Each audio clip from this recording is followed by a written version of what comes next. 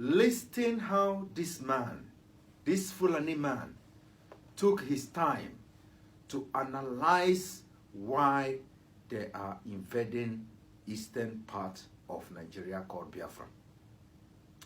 Take your time and listen and watch till the end, and you see why, as this man took his precious time to analyze how the Sahel has dried up, and that is the reason why the Fulanis are invading our land, raping our women, killing our children, and grabbing our land.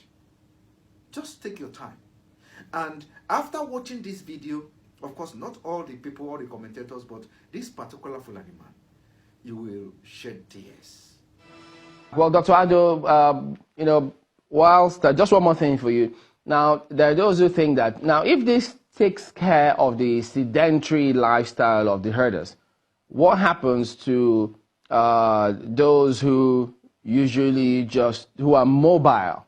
Will this also take care of the mobile lifestyle of the herders?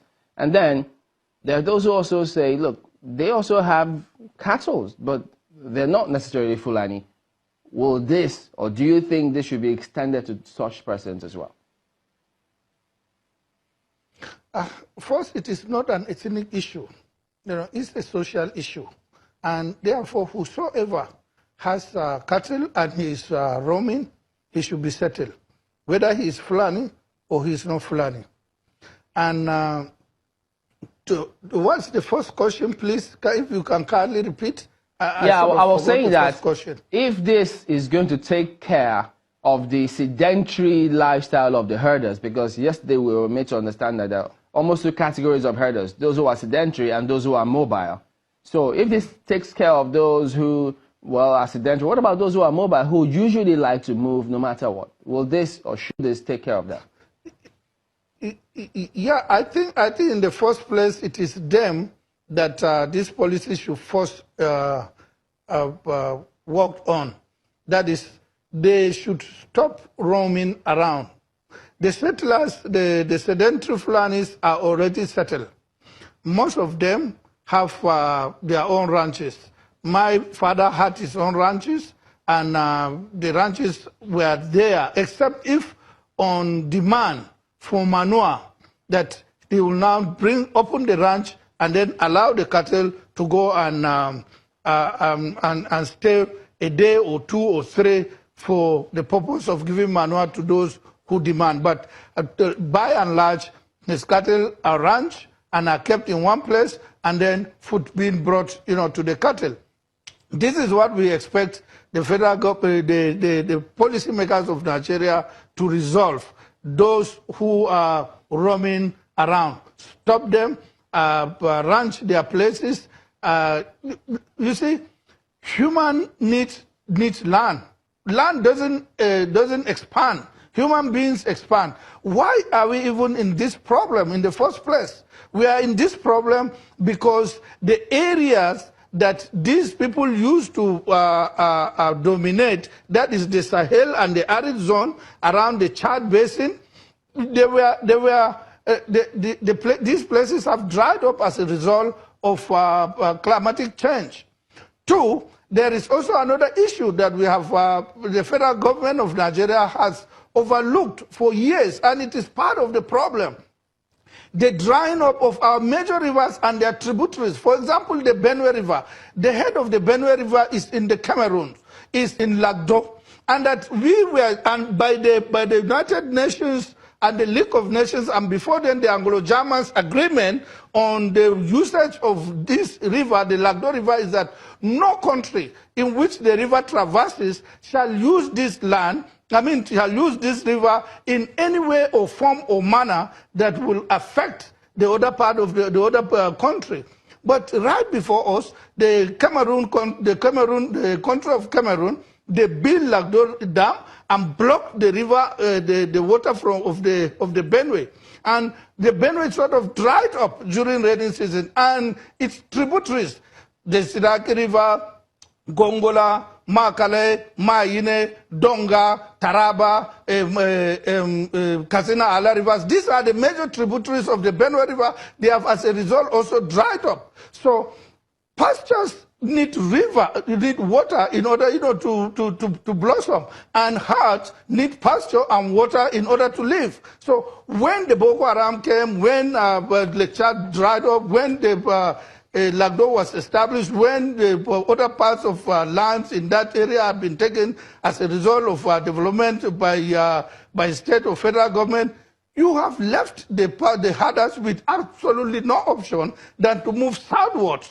Southwards, to the savannah area around the Benue, and even down to the forest zone, up to the southeast, and so it is as a result of these poor policy options of the country over the years since 1983. Lagdo was built, and some of us spoke on these things when we were growing up. The Benue River used to be not only a source of water for pastures, but it was also used for navigation. The Europeans used the Benue River to navigate and go into the interior and conquer us. Yet we have allowed the Cameroon to dry it up at the height of the rainy season. When the water overflows the dam, they open the gates, and then the water comes out, and then it becomes flood in our country. All right, Dr. Ado, so we need to approach this thing holistically. Yes, sir. Point taken. But let me quickly get to Senator Jeff. Senator, many people are objecting to this idea of Ruga settlement, but a number of people are also saying it's more that this issue is becoming more political than social, that the basis for these conversations is some political elements trying to fuel up antagonism against it. How do you react to that? Well, I'm certainly not one of those, and I think it would be unfortunate if we bring politics to bear on this, because for me, it's more of a security issue, it's more of a survival issue than it is of a political. Okay, go to Benue, for instance. I've already told you there are thousands of people in the IDP camps.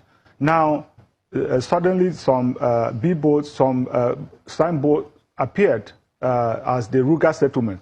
And you are talking about building schools for them, building all of this.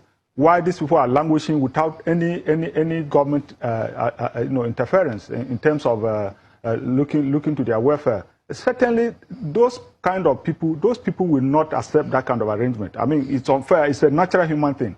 They will not accept it. So I don't know about politics here. I know about poor policy decisions and lack of articulation of what exactly the federal government wants. Because I've already said at the beginning of this program that the federal government itself has not come out clearly to articulate itself on what exactly they want to do and how they want to go about it. And until that is done, people will continue to suspect the motives, the intention, or at least the actions of the government. There is a clearly defined plan in the National Livestock Transformation Plan, which I'm sure you are well aware is a 10-year plan, which includes cattle ranching. How does that plan differ from Ruga settlements, in your opinion? Well, I wish I knew. You see, I had taken it to be the same thing because when I looked at the livestock plan, and especially the similarities to this present arrangement, I took it for granted that it was the same thing until the office of the vice president came out to distance themselves from the Ruga arrangement and said, there's the one the vice president is presiding over or is overseeing is the livestock plan and not this one. And then I began to ask myself, what exactly is going on? If these are two different things, then somebody should explain to us what exactly is talking about. They are talking about. So I, even at my level, I don't really understand because I have to be made aware that these are either the same thing or they are two different things. One last one, Senator. So, what do you think the National Assembly can do as far as this issue is concerned that will lay everything to rest? Well, maybe something happened in the 6th Assembly, in the 8th Assembly. I was a member of the House of Representatives and the chairman House Committee on Rules and Business. And several bills came on my table to process. about 3 of them seeking to establish ranches, 1 open grazing or grazing roads. And I advised that, look, considering the position of the Land Use Act, you cannot sit in Abuja and make a law that will cover the entire country, because the lands are in the custody of the state governors. And so we put them in the cooler. And so the best that we can do at this level, in my opinion, is to advise the federal government to by way of policy, to interact with the state governments as is going on, to advise them to take local arrangement, to come up with local arrangement, as I've been insisting here, to come up with local arrangement that will resolve this problem. And Benue State and Taraba State and Ekiti State have clearly indicated that you can localize this thing without having to insist that it be done across the country. So at least for now, we are all agreed that ranching is the solution. If ranching is the solution, should ranching come from the federal or should it be done at the local level? My answer is that it should be done at the local level, considering the legal framework that we have in place. Well, Senator, you have heard, I don't know if you have, about, the political implications as well. You have said you don't know anything about politics, but even what you have stated in terms of the imbalance that has been perceived to be, to come forth from this implementation of the plan, the fact that people will be settled, schools will be built, hospitals will be built, and things of the sort, is already political in nature. And people are saying that perhaps there's also an element of bias against a certain ethnic group, and that's the reason why many states, many communities in the Middle Belt are kicking against this. Well, if you call that politics, I agree, but I was looking at it from the point of view of survivor and welfare. If that is politics, the political angle that you're talking about, I agree, because I already cited the example of Benue, where people are staying in IDP camps, and suddenly they will see, development springing up to come and settle people. I mean, certainly that will not sit well with such people when they see that kind of thing happening. These people are farmers. Benue State, for instance, is known as the food basket of the nation, and they have been yanked away from their farmlands and are staying in sordid conditions. Let's not forget, Senator, that there's also been the issue when Benue State came up with the law promulgating ranching. There was also an accusation of bias against the state, that the state was biased against the Fulani ethnic group. How do you respond to that in the middle of this? No, that's not true, because if you look at that law, it says it prescribes punishment, equal punishment against rustling of cattle, meaning that the herders too are protected. If you rustle cattle, the punishment would be the same as somebody who refuses to, a herder that refuses to comply with the ranching law. So it's because maybe they don't understand, they have not gone through the law. It protects both sides. Well, Dr. Ado, let me quickly take you up on this. Now, there are those who are saying that these settlements that are being planned, that they're going to take up quite a bit of land. Some people made reference to Ladoga, the Ladoga settlement in Kaduna State, and they say that there could be political implications in future, because when you settle down a group of people, they will not remain static. They will give birth, they will reproduce, and after a while, they will call that land their own. And you already referred to the settler-indigene dichotomy, which as a country, we have not been able to sufficiently address. That has caused many communal conflicts, even in our just recent past. How do you suggest that this suspicion be addressed, even as this policy is being thought of, in terms of settling those who did not have land before, but will eventually become landowners as a result of this policy? Yeah, okay. Now, I want you to look at it from the perspective that all human beings, anywhere in the world, we are product of migration. There is no human being that germinated from the earth like the grass to say that we own the land. It is over time that when you stay over time, that you say, okay, we own the land. Are you now saying that those who come first have it, and those who come last don't? Will you remain as a settler forever in a place, even when you settle 1,000 years and somebody has been there 1,100 years earlier? No. So we must learn to live as a people. We must learn to accept ourselves. And nobody, as I said earlier, germinated from the soil like the grass. So nobody can say that we own this land and it is for us in perpetuity. No, nobody. Now, why is the United States today opening to immigration? Because they came by way of immigration. Immigration is the basis. They're closing their borders now to immigrants. No. They are closing borders to illegal immigrants, but not to legal immigrants. So, and if you close the border to illegal immigrants, we should close, the border for illegal herding. We shouldn't allow herding people to go like that. I have said it in 2009 in Adamawa State when I first declared to contest. I said that we are going to stop, open oscillation. We will settle the herders and ranch their cattle and keep them forever in one place. And over a period of 100 years, if, like, say, I am settled in Benue, and I went there with my family, we are settled. After 100 days, a TV man will not say, "Doctor, you are not from here."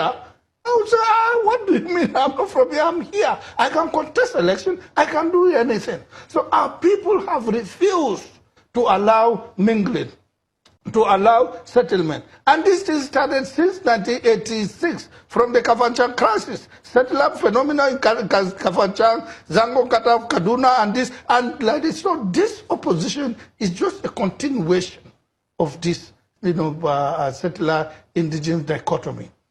Though there are a certain group of people who had migrated, to their area of settlement earlier than others, and they said those who come next should not settle. Those who come next are not landowners. They are the landowners. Yet they may have also, when they went there, they may have also moved others. So it is what they call riders and refugees. You come, you meet them, you push them, they come, they meet you, they push you. That is how life has been. And it is not just only in Nigeria, it is across the world. So we must accept this human phenomenon and then imbibe it in our system and then use it, to stay in peace and development. You think that acceptance alone will solve this issue of settler-indigenous dichotomy, which is possibly where most of the fear is coming from and the suspicion that is trailing this Ruga settlement? I don't know where things went out of hand. In Benue, for instance, the Tiv people and the Fulanis were the best, had the best of relationship. No problem, they intermarried, there was no problem until a new species of herders came on the scene. The violent type came on the scene, and you saw killing started taking place and all of that. I think this is what brought about this suspicion. It's not as if the average Benue man would not want a Fulani man to be there. But when you have people who carry AK-47 going around and at the least provocation, they start killing, certainly that would throw up the kind of scenario that we now have. So that is why sometime back, about 2 years back, I called that these people must be disarmed. I mean, you find some of them stringing AK-47 and going around with their cattle. I mean, when that sort of thing happens, the local community will be scared of having them around. These are not the people we lived with. These are not and the president himself at a point, I think when he traveled outside, he considered to the fact that you even have fallout of the crisis in the North African area pouring into our country with these arms. And so it should bother us who is coming into our borders. Let's not just because these people, they are Fulanis, whether they are outside or whatever, we must protect them. We are Nigerians first and foremost. And so we should protect ourselves against those people who are coming in, especially coming in with arms, that is leading to the kind of banditry, killings and everything that we now have on our hands. What I hear here is that there needs to be differentiation between the Nigerian Fulani and the outsider Fulani. Is that what I don't know. That is critically important. That is critically important because whether we like it or not, we now have boundaries that were created for us by the Europeans. We now have a country called Nigeria. So you can't, for instance, come from in outside country and be given the same treatment as Nigerians, or sometimes preference over other Nigerians. That too, I don't think is the way to go. Mm-hmm. Doctor, do you think that is there a way we can actually do that? Yeah, surely. Because even though they are all Fulanis, but the dialect differ a little. If a Fulani man from Senegal is talking to me, I will hear him, but there are a lot of words that I will not understand what he's saying. He will understand me, but there are a lot of words that he will not understand what I'm saying. So there is, this kind of distinction that will make us know that this man is not from here and this man is from here. But besides, we don't even really need to do that if the state is functioning. We have immigration.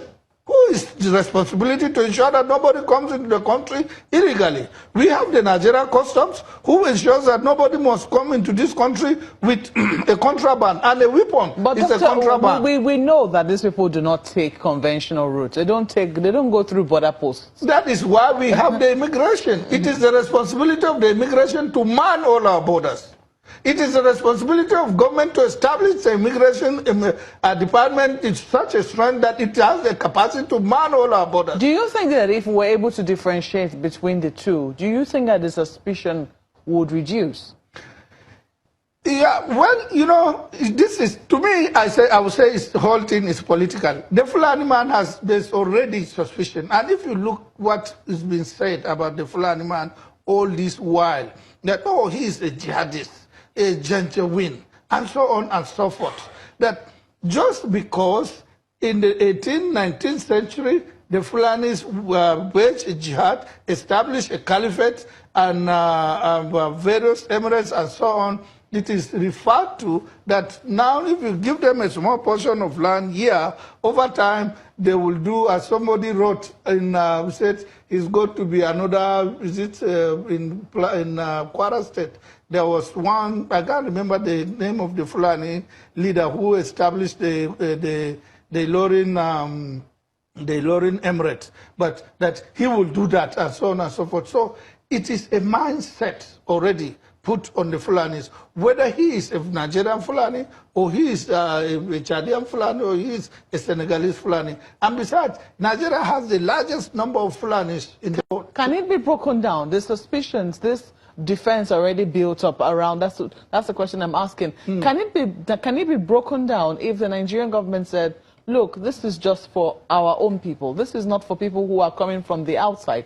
Because people believe that people who are coming from the outside, even the people here, have said that these people are the violent ones. It's not the ones whom we've lived with for a long time. Even here, there are two types of Fulanis. There are the settled Fulanis, as set by Chamberlain over there in Lagos, and there are, is it how you put it, is it roaming Fulanis? So, both of them are Nigerians. Both of them are Nigerians. Only that this one are settled and this one are not settled. So it is the responsibility of government to settle our people, to settle the unsettled Fulanis. And then the settled Fulanis, even though they are settled Fulanis, they are just settled, but their cattle continue moving out. They should all be ranched and kept in one place. We have no business for a Fulani man that is not a Nigerian. Absolutely no business, because we are Nigerians, first and foremost, as the distinguished senator has said. So if a non-Nigerian comes in, he should be treated as a non-Nigerian, whether it's Fulani or whether it's not Fulani and so on. And when did all these things start? Because Buhari is the government, because Buhari is the president, because Buhari is seen as a Fulani man. So therefore, everything about this regime is about Fulanization.